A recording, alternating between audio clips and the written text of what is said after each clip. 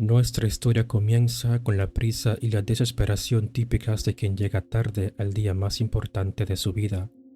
Marcos caminaba a toda velocidad arrastrando su maleta, con el teléfono en la oreja. Le aseguraba a la persona al otro lado que llegaría a tiempo y que no se preocupara.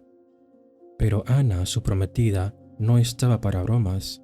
Le dijo muy seriamente que si se atrevía a llegar tarde a la boda, no se lo iba a perdonar fácilmente. Marco, sintiendo la presión, mintió.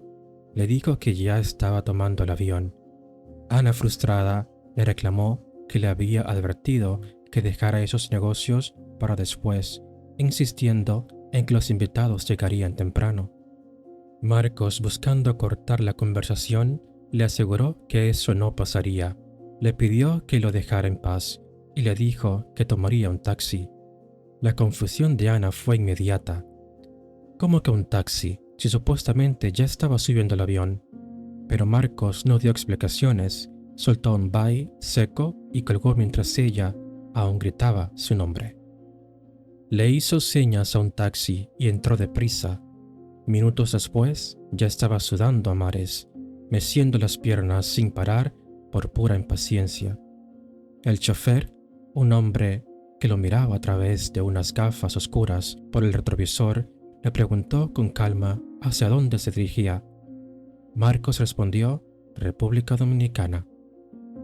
El taxista, con cierta extrañeza, le preguntó si era su primera vez en el país. Marcos, sin humor para charlas, solo le pidió que fuera más rápido, por favor. El hombre lo miró prolongadamente por el espejo, como si estuviera viendo algo inusual en él, y le preguntó: ¿Qué dijo usted?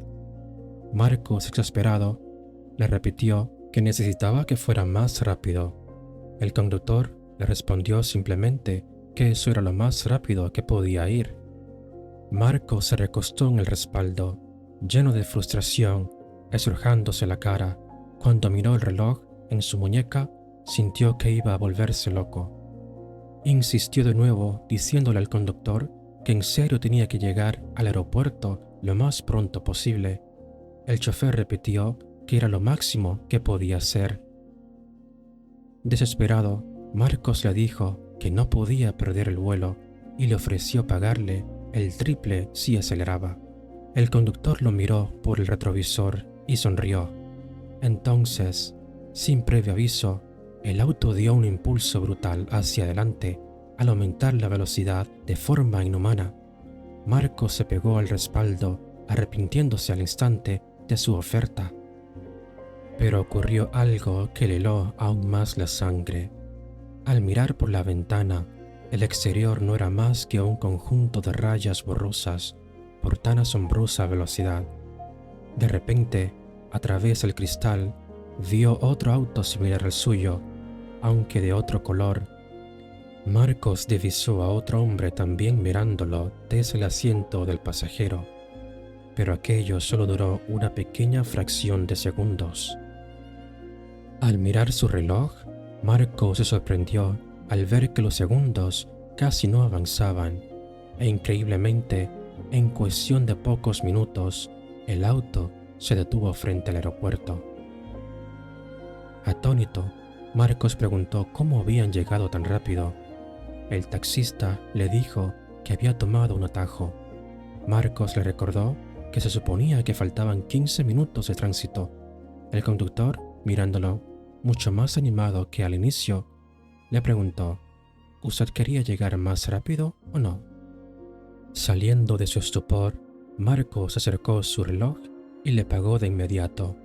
Cuando estaba a punto de salir, el chofer lo detuvo y le entregó una tarjeta, diciéndole una frase extraña: «Si ve que algo sale mal, no duda en llamarme». Marcos tomó la tarjeta rápidamente. Dudaba que volviera a ver a ese sujeto. Salió del auto y echó a correr, chocando con varias personas en el camino sin que le importara nada. Llegó a la recepción completamente sudado y sofocado. La recepcionista lo miró boquiabierta. Marcos preguntó entre jadeos si el vuelo 213 ya había salido. La señorita le dijo que no, que aún faltaban 15 minutos para partir. Marcos se calmó por fin. Ella le pidió sus documentos. Él buscó en su reloj y se los entregó. La mujer hizo algunas gestiones, pero cuando miró el pasaporte, hizo una expresión de extrañeza. Marcos sintió como si su corazón dejara de latir y le preguntó qué pasaba. Ella le dijo que algo andaba mal con su pasaporte. Le preguntó, ¿dónde queda este país? Marcos, confundido, le dijo que en el Caribe. La recepcionista le informó que ese vuelo se dirigía a las Islas Taínas, específicamente a la isla Batey. Marcos, perdiendo la paciencia, le dijo que no tenía tiempo para juegos y que tenía un vuelo a la República Dominicana. La señorita le respondió firmemente que no aparecía ningún lugar con ese nombre en sus registros. Marcos intentó protestar, pero ella le pidió un momento, bajó la voz y llamó a alguien por teléfono. Marcos empezaba a sudar frío, sin saber qué pensar. En segundos llegó un hombre alto.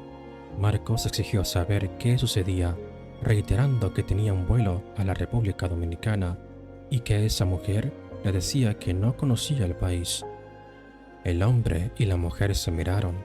Ella chequeó el pasaporte con el nombre, quien después de checarlo, miró a Marcos con cara de extrañeza y le pidió que lo acompañara. Marcos sabía que iba a perder el vuelo por culpa de unos incompetentes. Toda esa esperanza se esfumó.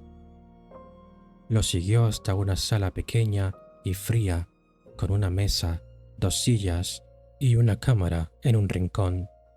Era una sala de interrogatorios. El hombre le ordenó quedarse allí y salió, cerrando la puerta. Marcos maldijo en voz baja.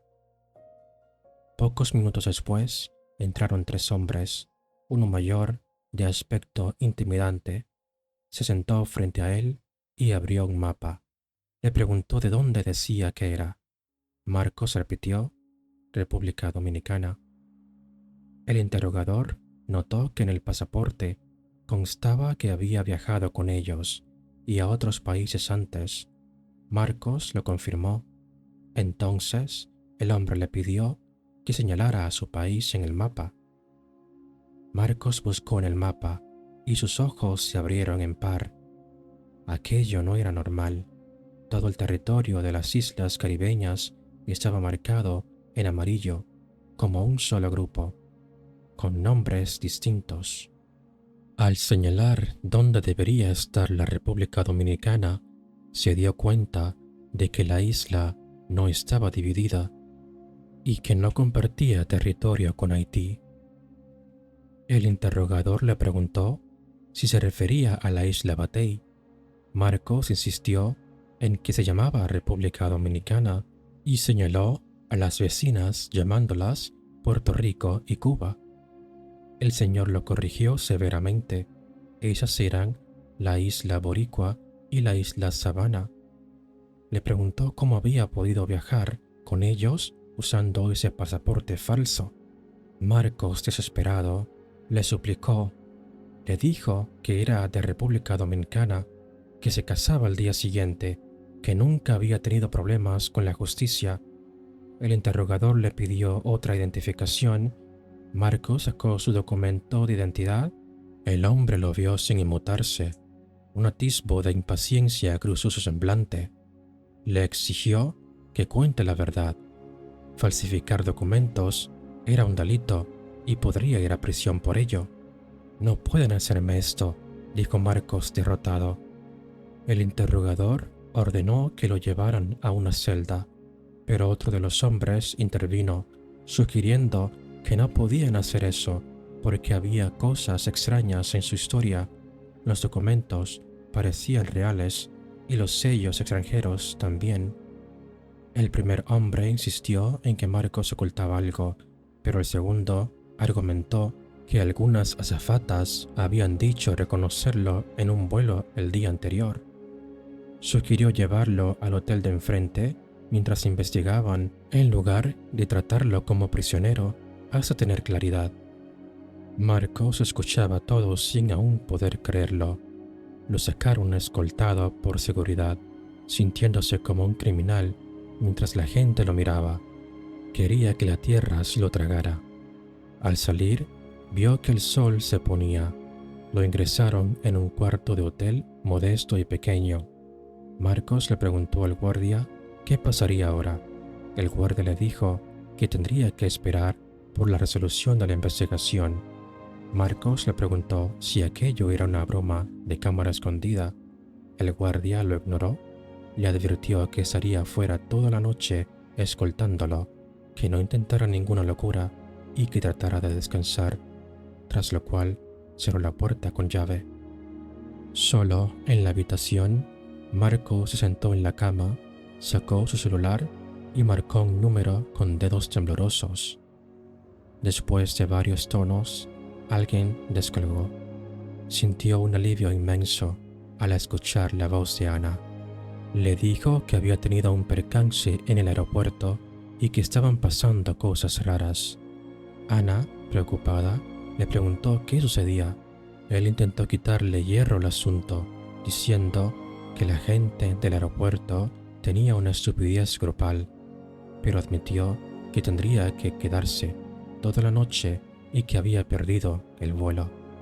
Ana le recordó que la boda era el día siguiente por la tarde. Él le dijo que lo sabía, pero que si todo se resolvía, quizás llegaría por la mañana. Para su sorpresa, escuchó una risa del otro lado. Ana, con voz relajada, le dijo que solo a él se le ocurría viajar en esas circunstancias y que con las aerolíneas cualquier cosa podía pasar. Marcos, aliviado por su reacción, le preguntó si no estaba enojada. Ella le dijo, claro que no. Él le preguntó, un tanto extrañado, si no le importaba que el día más feliz de sus vidas pudiera cancelarse. Ana, riendo, le dijo que si él faltaba no iban a cancelar la boda, que se casarían de todas formas. Marcos le agradeció por comprender, asegurándole que llegaría a tiempo. Ana bromeó diciendo que no era como si el mundo se fuera a acabar por su ausencia. Marcos, sintiéndose afortunado, le dijo que ella era la mejor, la novia más comprensiva y que la amaba con toda su alma. Las risas del otro lado se detuvieron en seco. Hubo un silencio. Marcos le preguntó, ¿aún sigues ahí? La voz de Ana cambió completamente a un tono de indignación. ¿Cómo te atreves a decirme esto? Te recuerdo que me voy a casar con tu hermano mañana. ¿Por qué te declaras en este momento? ¿Con mi hermano? ¿De qué hablas? Nos vamos a casar mañana. Ana concluyó que Marcos estaba desquiciado otra vez y sin dejarle decir más, colgó. Marcos volvió a marcar desesperadamente, pero ella había apagado el teléfono. Algo andaba muy mal. Intentó tranquilizarse, encendió el televisor y puso las noticias. Se quedó helado al ver a una mujer envejecida que él creía muerta. La presentadora anunció que la reina Diana I del Reino Unido había recibido al mandatario de los Estados Unidos. Marcos negó con la cabeza, sin dar crédito a lo que veía. Se levantó, abrió la ventana del cuarto piso y miró afuera. Todo parecía normal en las calles, pero él sabía que estaba atrapado en una especie de universo paralelo. Recordó al taxista y sintió escalofríos. Sacó la tarjeta que le había dado y empezó a reír como un desquiciado, agradeciendo aún haberla guardado mientras marcaba el extraño número que parecía un código de 18 dígitos. Escuchó tono y cuando alguien contestó con un hola, Marcos sintió una alegría inmensa. Gritó que era él, el hombre al que había llevado al aeropuerto hacía unas horas. El taxista preguntó «¿Qué tal?», con la voz un poco distorsionada. Marcos estalló gritando que estaba en un universo paralelo donde todo era distinto, que su única explicación era él, el taxista, y que esperaba que no le dijera que no sabía de qué estaba hablando. El taxista, con un tono pensativo, admitió que sabía de qué estaba hablando. Le pidió a Marcos que se calmara y le dijera dónde estaba. Marcos le explicó toda la situación El taxista pareció estar impresionado.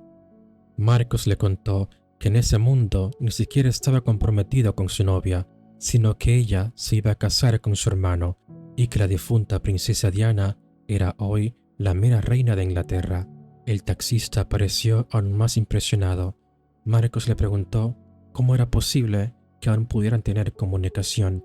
El taxista le explicó que era un código de red único que solo conectaba con él. Marcos le preguntó si tenía chance de volver a su dimensión o si estaba jodido allí para siempre. El taxista le aseguró que sí se podía. Le explicó la compleja situación.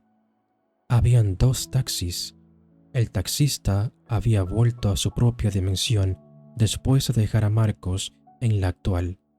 Eso significaba que el Marcos original y el taxista original estaban conversando desde dimensiones distintas.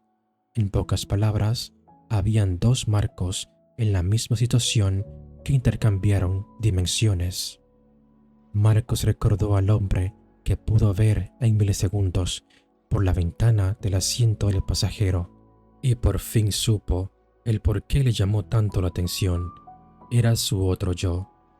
Sí, es de locos, es de no creer, pero ya sácame de este lío. El taxista le pidió calma, dijo que ya estaba en ello y que lo llamaría más tarde, colgando antes de que Marcos pudiera protestar.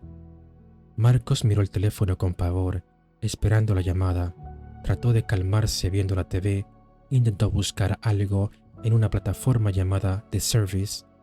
Se sorprendió al ver un documental actual donde las originales Torres Gemelas seguían en pie y una serie ochentera protagonizada por unas Marilyn Monroe y Audrey Hepburn bastante mayores. Su corazón se estrujó al ver que, al menos en aquella dimensión, las cosas iban mejor, pero se cuestionó el significado de su vida, la insignificancia del yo, si ni siquiera era único, si había muchas versiones de él mismo en otros espacios.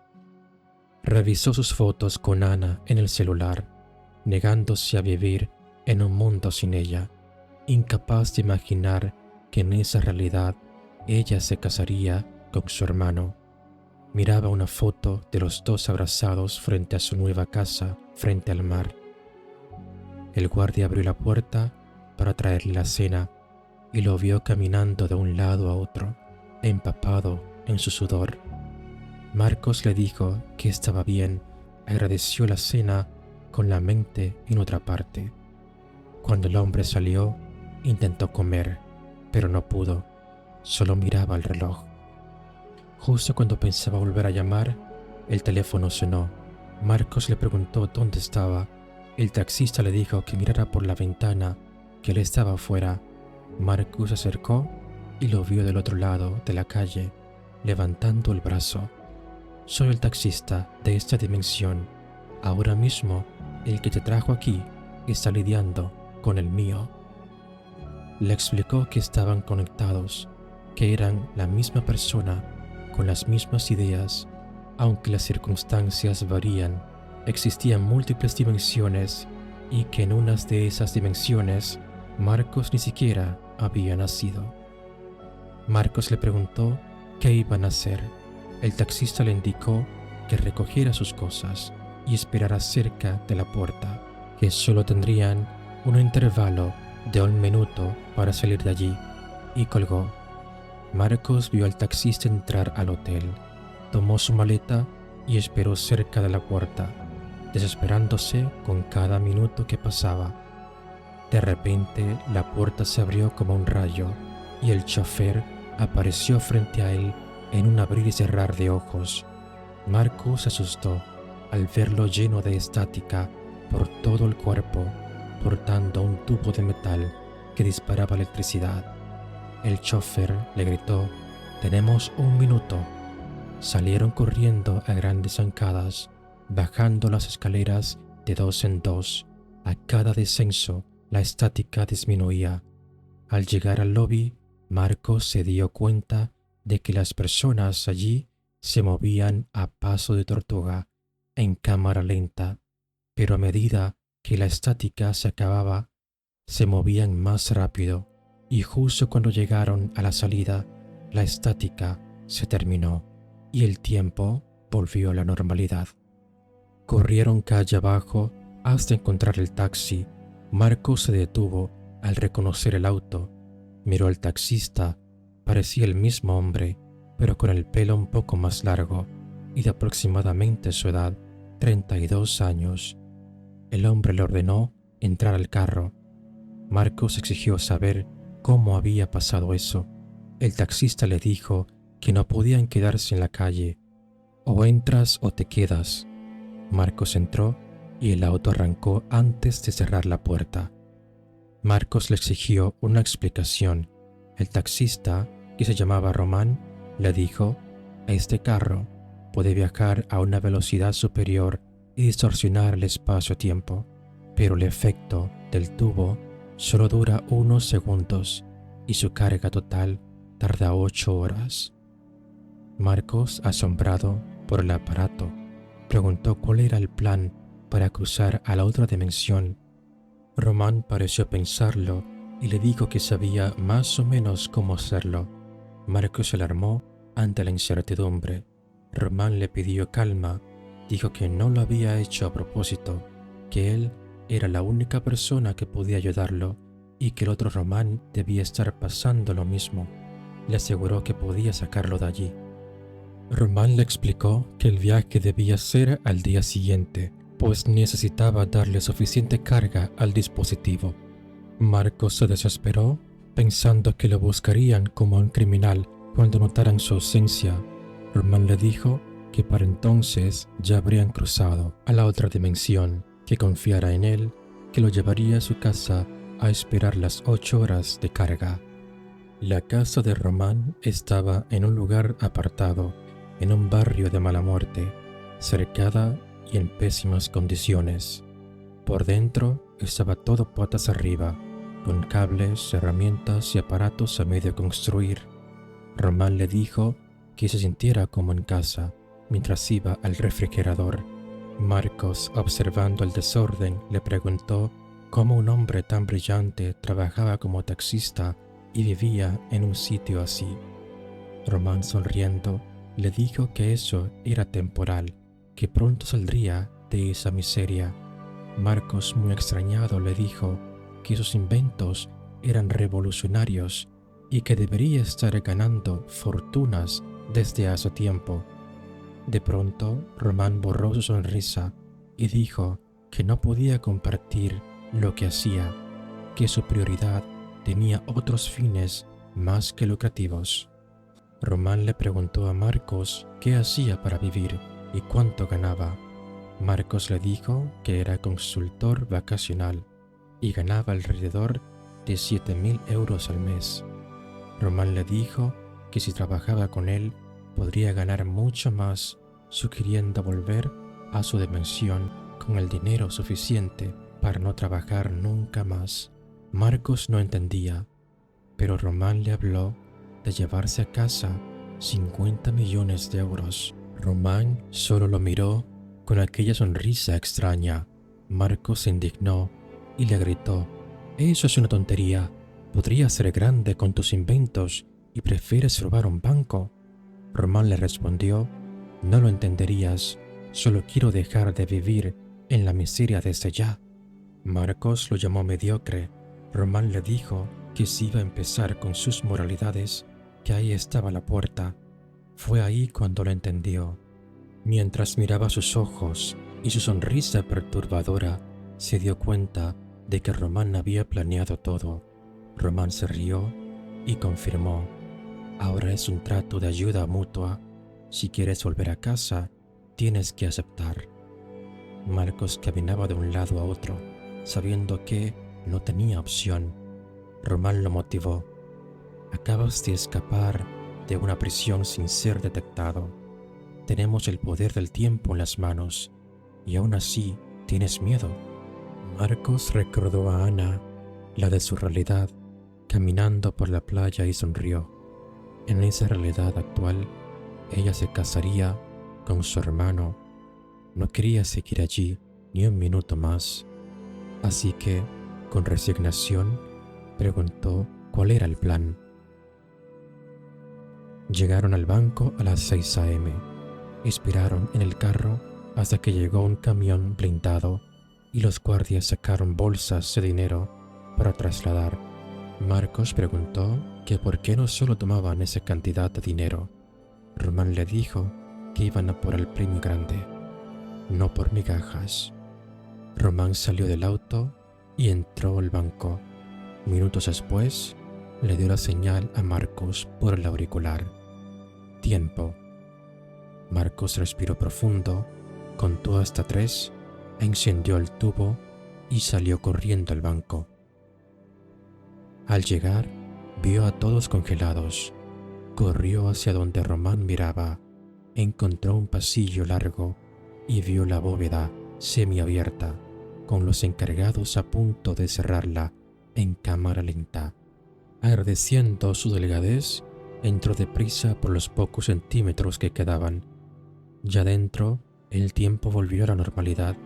Marcos informó por el auricular que estaba dentro. Marcos miró a su alrededor, rodeado de montañas de dinero, pero él no había ido a por los billetes, sino por lingotes de oro. Tomó uno, calculando que valía 3 meses de su salario. Él jamás había robado nada, y estar allí le suponía un gran esfuerzo moral, pero empezó a meter el oro en una enorme bolsa. Luego se sentó a esperar hasta el mediodía. Encendió su teléfono y miró las fotos con Ana, deteniéndose en una donde estaban abrazados frente a la casa de la playa que habían comprado. Recordó ese día. Entraron a la casa semivacía. Ana estaba feliz, con la luz natural y la vista al mar. Se abrazaron mirando al océano, sintiendo que todo estaba en su lugar, y él tomó esa foto para recordar el momento por siempre. En el presente, dentro de la bóveda, Marcos se preguntaba por qué le pasaba todo esto. Debería estar preparándose para su boda, no robando un banco en una dimensión desconocida. Al mediodía, Román le avisó que los guardias volvían a la bóveda. Marcos se levantó y buscó la segunda batería para el tubo para detener el tiempo y salir. Su corazón casi se detiene al notar que lo había dejado en el carro. Revisó la batería del tubo que tenía. Solo le quedaban 20 segundos a lo mucho. Avisó a Román del problema, admitiendo que había dejado el recargo del aparato. Román lo insultó con todo lo que pudo. La puerta de la bóveda se abrió en par. Marcos tuvo que encender el aparato justo cuando los guardias iban a entrar. Había otro problema que maldijo en sus adentros. La bolsa de oro era demasiado pesada, pero la arrastró lo más rápido que pudo hasta la recepción. Empezaba a sudar al ver que la estática se terminaba y el tiempo volvía a correr. Casi al llegar a la puerta de salida, la gente empezó a divisarlo. El tiempo volvió a la normalidad. Alguien gritó: ¡Un ladrón! Los guardias aparecieron apuntándole con sus armas. Marcos entró en pánico y trató de huir, pero los hombres dispararon. De repente, como si se hubiera teletransportado, Marcos apareció en el carro que estaba yendo a alta velocidad. Miró confuso a Román, quien conducía empapado en sudor.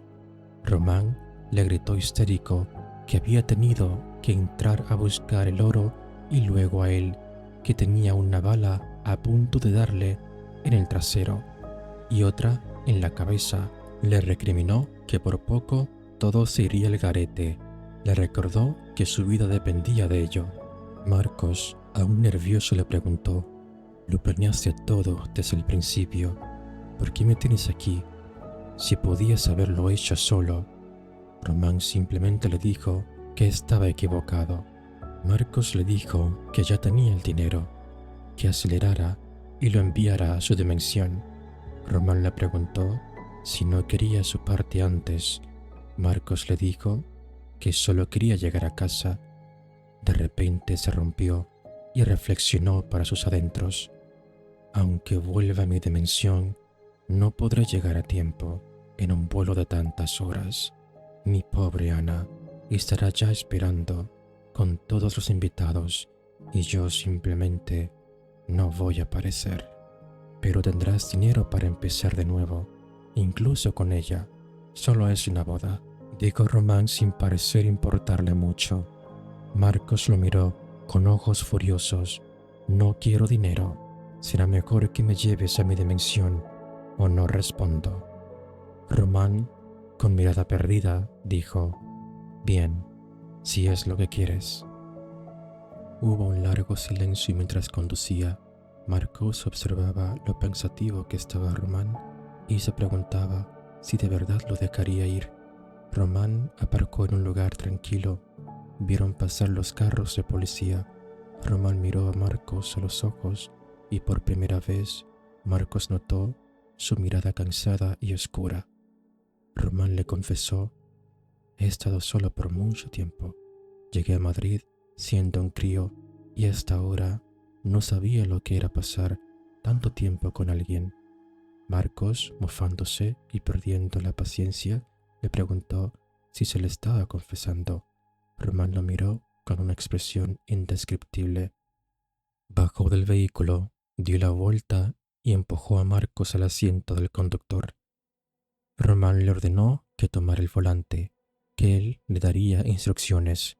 Marcos protestó, diciendo que solo quería volver a su dimensión y que el carro no era suyo. Román le dijo que se lo regalaba, pero ante las protestas de Marcos, Román le gritó que si quería volver, tendría que hacer lo que le decía. Marcos obedeció a regañadientes. Román le indicó que acelerara hasta 270. Cuando alcanzó la velocidad, Marcos casi se infarta al notar que el vehículo parecía acelerar el doble por su cuenta y esquivaba los vehículos de forma automática. De repente, el carro se detuvo. Marcos observó atónito que todo parecía muy diferente en la ciudad. La tecnología parecía no haber avanzado mucho, pero luego se fijó que más bien era una dimensión parecida al estilo steampunk, un retrofuturismo basado en la era del vapor, una estética victoriana con engranajes, cobre y máquinas mecánicas, un mundo donde la tecnología es industrial y analógica en lugar de digital. ¿Qué es esto?, preguntó anonadado. Román le dijo que esta era su dimensión. Se quitó el reloj y se lo dio a Marcos, diciéndole que era preciso que lo tuviera. Marcos no entendía nada. Román le dijo que se lo pusiera. El reloj digital se apretó en la muñeca de Marcos de forma automática. Román le dijo: ahora es tuyo. Marcos pidió explicaciones. Román le pidió perdón. Le dijo que era un buen hombre y que ojalá lograra pasarlo. ¿Pasar qué?, preguntó Marcos confundido. Acto seguido, Román tomó la bolsa de oro y salió arrastrándola a toda prisa. Marcos, ya furioso, le gritó preguntando a dónde iba. Intentó salir del auto, pero no pudo. Las puertas estaban cerradas y selladas. Golpeó la ventana con el tubo de metal sin causarle ni un rasguño. Vio a Román desaparecer por una esquina. No podía creer que lo hubiera dejado allí. Marcos gritó por auxilio, pero de repente una voz femenina dentro del auto le dijo: el secreto de este juego es mantener la calma. Marcos, asustado, preguntó quién estaba allí. La voz se presentó como Erika, creada como asistente del vehículo. Marcos se quedó sin habla al ver que el vehículo le hablaba. Preguntó qué estaba pasando. Erika le explicó que fue creada en 2024, que se había actualizado a sí misma y descubierto la forma idónea para viajar a otras dimensiones. Erika le reveló que Román era apenas su jugador número 9, que lo había hecho muy bien y que al final había ganado su libertad y el dinero suficiente para reiniciar su vida, aunque le había tomado 12 años. Marcos, horrorizado, gritó: «¿12 años?» Empezó a golpear la ventana de nuevo, gritando por auxilio. Para su sorpresa, el auto entró en marcha y condujo a alta velocidad para llegar a otra dimensión. Marcos insultó a la IA, exigiéndole que lo devolviera a su hogar. Erika le dijo que no sin antes jugar. Marcos amenazó con destruirla. Erika le dijo que ella era la única que podía devolverlo a casa y que mientras no estuviera listo, seguiría ahí perdiendo el tiempo. Marcos le gritó que por culpa de sus juegos perdió su boda. Erika le dijo que eso era lo de menos, que nunca volvería si no empezaba desde ya. Marcos suspiró, intentó calmarse y preguntó cuánto tiempo les tomaría. Erika le dijo que dependía de su suerte y agilidad. Podían ser minutos, meses o años. Marcos, desesperado, preguntó si al final ella podría devolverlo más atrás en el tiempo para llegar a su boda. Erika le dijo que no, que viajar a otras dimensiones o al futuro era sencillo, pero el pasado era casi imposible, al menos dentro de sus posibilidades. Marcos se sintió perdido. Deseó no haber hecho aquel viaje. Con resignación, preguntó de qué iba aquel juego. Erika, emocionada, le explicó que el reloj llevaba impulsos a su cuerpo para monitorearlo y que si trataba de quitárselo o romper las reglas, ella detendría su corazón. Las reglas eran no hablar con nadie sin aprobación, mantener el secreto y no cuestionarla. Su misión era pasarle el reloj a otra persona, pero antes esa persona debía subir al carro, pedirle que acelere. Allí ella haría el resto para llevarlos a otra dimensión.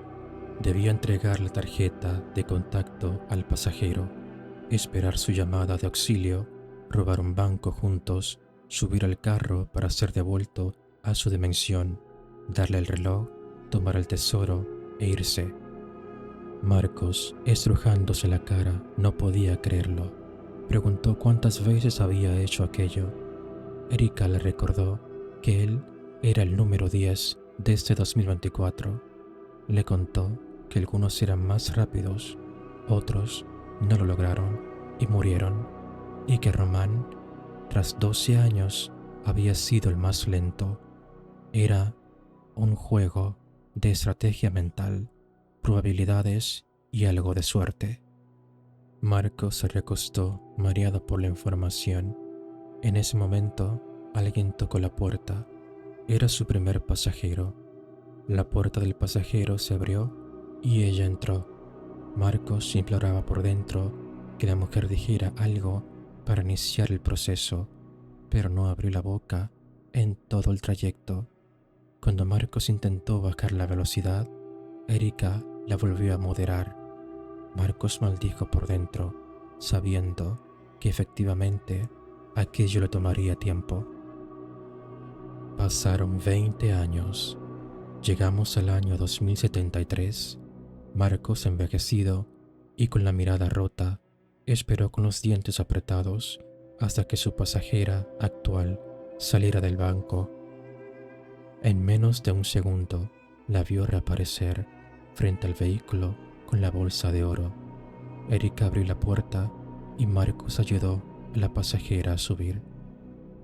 Horas más tarde, finalmente, Marcos estaba de vuelta en su dimensión original. Miraba a través de las ventanas con ojos frenéticos. Había vuelto. Miró los lingotes en sus manos con una sonrisa maníaca. Sus ojos ojerosos le daban un aspecto terrible. La mujer a su lado, la nueva jugadora, lo veía con pánico mientras lloraba y le exigía que le explicara qué pasaba. Marcos la miró como si fuera la primera vez que la veía. Era una chica joven, en sus veintes, que se iba a enfrentar a algo terrible, pero no había opción. Debía pasarle el mando. Le dijo que antes que nada debía mantener la calma y empezó a resumirle su historia. Días después, Marcos ya se encontraba de vuelta en la República Dominicana. Era un día soleado y fresco. La gente se veía diferente. Él parecía ser la única persona que aparentaba estar en la edad de los 50, pues al parecer la tecnología había ralentizado el envejecimiento en esa época. Se detuvo a respirar el aire fresco como si hubiera salido de prisión. Una avalancha de pensamientos lo abordó. Encontrar a Ana era su principal miedo. ¿Seguiría viva? ¿Se habría casado? Mientras caminaba por la playa, su interior se iluminó al divisar la casa que habían comprado tantos años atrás. Estaba casi igual a como la recordaba. Corrió lo más aprisa que pudo, pero se detuvo en seco al ver a Ana. Ella traía el pelo corto y ropa veraniega, tan elegante y juvenil que no parecía una mujer en sus 40. El tiempo parecía haberse detenido en ella. Los ojos de Marcos se aguaron. Justo cuando se dirigía hacia ella, apareció una niña pequeña corriendo para abrazarla. Ambas se detuvieron para esperar a un hombre alto y apuesto que cargaba 2 bolsas enormes, burlándose de su lentitud. Los tres entraron a la casa y cerraron la puerta. Marcos se quedó allí sin mover un dedo. Todos aquellos años perdidos, ni todo el dinero del mundo ganado, podían compensar esa escena. Se sentía como un intruso, un fantasma del pasado que no debería haber vuelto. No supo cuánto tiempo se quedó en ese trance, pero su mente volvió a funcionar cuando vio a Ana salir de nuevo de la casa, sola. Marcos la siguió sin pensarlo y gritó su nombre. Ella volteó, reconociendo aquella voz al instante. Su cara daba la impresión de estar viendo a un fantasma. Lo miraba a la cara, intentando divisar si realmente era él. Pronunció su nombre con incredulidad. Él respondió con cansancio que efectivamente era él. Ana pareció estar en negación, pero cuando él intentó abrazarla, ella se apartó bruscamente, como si su contacto quemara, gritándole con renovada lucidez que no se atreviera. Marcos le dijo que tenía mucho que explicarle. Ana le reclamó a gritos que se había ido, que la había dejado sola el mismo día de la boda. Él intentó decirle que no quiso hacerlo, que pasó algo de fuerza mayor. Ella lo interrumpió. Estuve allí por horas pensando que aparecerías. No te creía capaz. Toda la gente me miraba con lástima. Marcos le suplicó que lo dejara explicar qué había pasado. Ella le dijo que si no se quería casar, se lo hubiera dicho antes. Le contó que al día siguiente se preocuparon por él porque desapareció sin dejar rastro y ahora aparecía como si nada. Marcos le dijo que no era como si nada, que había vivido un infierno todos esos años. Ella pareció calmarse un poco, se limpió las lágrimas y le preguntó si había estado secuestrado o preso en el extranjero. Marcos le dijo que un poco de las dos. Ana lo miró con sorpresa, llevándose las manos a la boca, y le preguntó: ¿qué te han hecho? Marcos apartó la mirada hacia el mar. Había practicado lo que diría si la volvía a ver, pero no pudo decirlo como quería. Le dijo: fue un auto con inteligencia artificial. Cuando iba al aeropuerto, subí a un taxi que podía viajar a otras dimensiones paralelas y estuve. Al volver a encararla, recibió una fuerte bofetada. La expresión de compasión de Ana había cambiado rotundamente al más absoluto desprecio. Le preguntó si aquella era su patética historia después de tantos años y le advirtió que no se le volviera a acercar. Cuando ella intentó alejarse, Marcos sintió que todos sus sueños y esperanzas se esfumaban. La tomó del brazo e intentó besarla, desesperado, pero ella luchó y lo empujó, gritándole que se largara por donde había venido. En ese momento, el otro hombre salió de la casa, furioso, preguntando qué estaba pasando. Marcos volteó para ver al hombre acercarse, alto y robusto, con una postura y mirada desafiante que indicaban que venía en modo combate. Aquello enfureció a Marcos. Marcos, con los puños cerrados, le dijo que esa era una plática que no le incumbía. El hombre le respondió que todo lo que tuviera que ver con ella le incumbía y que si no se largaba, lo molería a golpes. En ese breve lapsus, Marcos notó la manera en que Ana trataba de alejar al hombre de Marcos, con una preocupación genuina y un amor que ya no eran para él, sino para aquel hombre petulante que tenía enfrente. Todos aquellos años perdidos dolieron de golpe. Había esperado demasiado para estar en esa situación. Ella era su Ana, la única alegría de su vida, y al ver que ya era de otro, su mente se nubló de ira. Marcos sacó el arma que traía en su espalda y le disparó a quemarropas 6 veces en el pecho al hombre. Unos gritos se oyeron distantes. Ana cayó en auxilio del hombre, tocando su cuerpo con manos temblorosas y ensangrentadas, sin saber qué hacer. Ella miró a Marcos con el rostro estrujado de dolor y desesperación, mientras le gritaba algo que él no podía escuchar bien al principio por el aturdimiento, pero cuando su mente aclaró y entendió lo que ella decía una y otra vez, el arma resbaló de su mano, sus rodillas se doblaron y cayó al suelo, mientras aún la escuchaba gritarle, abrazando el cuerpo sin vida contra su cuerpo: «Era tu hijo».